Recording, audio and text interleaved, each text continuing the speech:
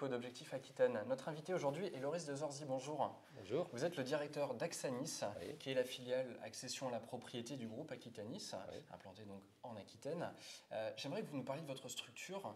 Vous êtes une coopérative immobilière. C'est un mot auquel on n'est pas forcément très familier. De quoi s'agit-il exactement? Eh bien, il s'agit d'une société qui est une coopérative, comme vous l'avez dit, qui s'est spécialisée dans l'accession sociale à la propriété et qui a une production de l'ordre de 100 à 200 logements par an. D'accord, ok. Donc vous achetez des logements, vous achetez des terrains, comment est-ce que vous vous En fait, positionnez? voilà, en fait, on achète des terrains sur lesquels on bâtit et on vend ensuite des logements terminés. D'accord. Donc vous vendez les logements, par contre, je me comprends, vous n'achetez pas des terrains pour que les gens puissent y bâtir ensuite leur propre maison, par exemple, Non, individuelle? bien qu'on puisse le faire, D'accord. sur la communauté urbaine, on essaye de faire de la promotion. Nous sommes ce qu'on appelle un promoteur social, D'accord. puisqu'on fait de la promotion immobilière comme la promotion privée, mais nous vendons donc sous plafond de ressources et sous plafond de prix. D'accord. J'aimerais qu'on nous donne quelques chiffres peut-être, par exemple pour 2012, ou bien combien de logements est-ce que vous gérez actuellement? Voilà, en fait, nous faisons de la promotion immobilière, hein, comme un promoteur quelconque, c'est-à-dire que nous vendons actuellement, nous avons un stock qui nous permet de vendre aujourd'hui entre 100 et 120 logements par an. D'accord. L'objectif étant d'arriver entre 150 et 200 logements à horizon 2015. Est-ce qu'on peut parler du budget moyen, si je puis dire, des acheteurs, en tout cas des accédants à la propriété? De combien est-il à peu près? Ou, posons la question autrement, sur les logements que vous vendez, à combien vous les vendez? Bien. Donc voilà, donc aujourd'hui, nous, notre prix de vente moyen se situe entre 180 et 220 000 euros, on va dire. Le but étant de permettre à des ménages compris entre 2 SMIC et 4 SMIC d'accéder à la propriété. D'accord. Voilà. C'est possible encore d'accéder à la propriété sur Bordeaux, par exemple? On sait que, enfin, je ne trahis pas un secret en disant qu'on est sur un prix moyen de 3 500 euros à peu près dans le neuf par mètre carré. Vous êtes résolument en dessous, c'est donc signe qu'il y a possibilité.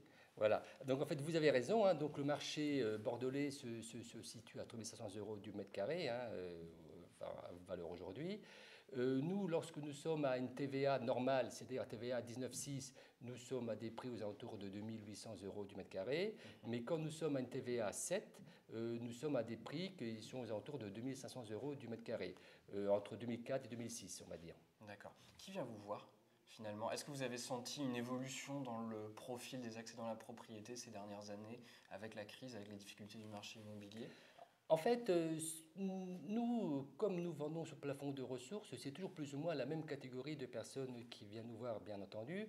Ce sont des gens à ressources moyennes, hein, mais ce non plus pas des pauvres, hein, puisque à partir de SMIC, j'estime que ce sont des revenus corrects, moyens. Non, c'est toujours des familles avec un enfant ou deux enfants, voilà. Donc c'est la famille moyenne que l'on reçoit actuellement. Où se portent les demandes? Bordeaux intramuros? Ou est-ce que vous constatez un certain étalement, on va dire, des demandes? Ce qui fait la demande, enfin ce qui fait l'offre, c'est le prix, hein. Donc aujourd'hui, dans Bordeaux, nous avons des programmes, hein, où nous sortons effectivement à 2 550 euros du mètre carré, sous plafond de ressources et à TVA 7, hein, bien entendu. Nous avons des programmes sur Pessac, sur Mérignac, sur Villeneuve-d'Ornon, sur Floirac, sur Senon, aussi donc rive droite, rive gauche, hein, donc sans problème. Et aujourd'hui, tant que nous sommes dans ces niveaux de prix-là, il y a une certaine demande. Mais nous avons connu, comme tout le monde, hein, une petite faiblesse sur 2012, mais qui est liée à la capacité d'endettement des ménages. D'accord. Vous le disiez tout à l'heure, les gens qui viennent vous voir ont régulièrement des revenus équivalents à 2 SMIC à peu près ou plus. Oui. Pour ceux qui sont en dessous, qu'est-ce qui se passe? Alors, Est-ce qu'il est possible d'accéder à la propriété? ça devient un peu plus difficile. Ça devient un peu plus difficile. Néanmoins, quand on est aux alentours de ce niveau-là, aujourd'hui, nous essayons de développer d'autres formes d'accession à la propriété. Grosso modo, hein, je rappelle, il y a deux formes principales d'accession à la propriété, soit de la VFA, vente à état futur d'achèvement, qui est la vente classique, hein, comme font tous les promoteurs. Nous avons un deuxième, donc là, qui offre une TVA normale, sauf quand on est en zone en rue. ce qui permet d'avoir la TVA 7. Ensuite, vous avez la location-accession, où entre nous, on parle de PSLA, prêt social location-accession, qui permet donc à des ménages qui ont qui sont en dessous de certains plafonds de revenus, d'être locataires pendant une période d'1 an à 5 ans, et ensuite de lever l'option et d'acquérir leur logement. C'est ce qu'on appelle la location-accession. Et cette formule-là permet d'avoir la TVA à 7%, quel que soit le site. Donc ça, voilà les deux modes d'accession aujourd'hui qui sont pratiqués. Et nous sommes en train d'expérimenter sur Bègles ce qu'on appelle une coopérative d'habitants. C'est-à-dire que dans une voie classique, comment fait-on? Le promoteur cherche un terrain, il cherche un architecte, il conçoit le programme et ensuite cherche des clients en le mettant en vente. Et là, qu'est-ce qui change? Là, c'est l'inverse. C'est-à-dire, on constitue d'abord les habitants. Autrement dit, on cherche d'abord les clients. C'est pour employer des termes un peu plus connus. Et donc, nous constituons un groupe d'habitants. Ça, il nous faut à peu près 1 an pour constituer un groupe d'habitants. Une fois que ce groupe d'habitants est constitué, donc ils se connaissent, on conçoit le produit avec eux. On conçoit le logement avec eux. C'est même eux qui le conçoivent.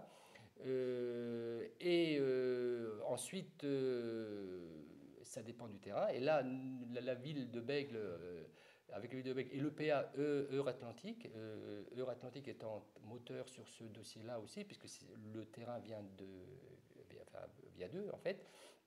Donc, nous sommes 3 partenaires. La ville de Bègles, l'EPA Euratlantique et puis Axanis. Et donc, une fois que ce groupe sera constitué, nous concevons le produit avec eux, et voilà. Et puis donc, ils accèdent à la propriété en mettant en commun un certain nombre de locaux. En fait, la mise en commun d'un certain nombre de locaux permet d'abaisser le coût individuel. Voilà. Sur quoi peuvent-ils influer? La superficie, le nombre de pièces, certains aménagements? Quel est leur pouvoir, si je puis dire? Tout. Donc l'idée est au départ de laisser l'initiative au groupe d'habitants pour qu'ils conçoivent leur logis. Vous leur proposez un accompagnement quand même. Ah, bien sûr. Donc nous, on est là. Nous, en tant que professionnels, une partie va leur être vendue en VFA, en l'état futur d'achèvement. Et l'idée que l'on poursuit est, s'ils mettent en commun un certain nombre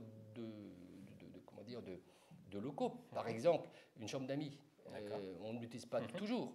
Donc, si elle est mise en commun, une grande salle de réunion, une buanderie, voilà. Donc, il y a une mise en commun de certaines pièces et le reste étant privatif.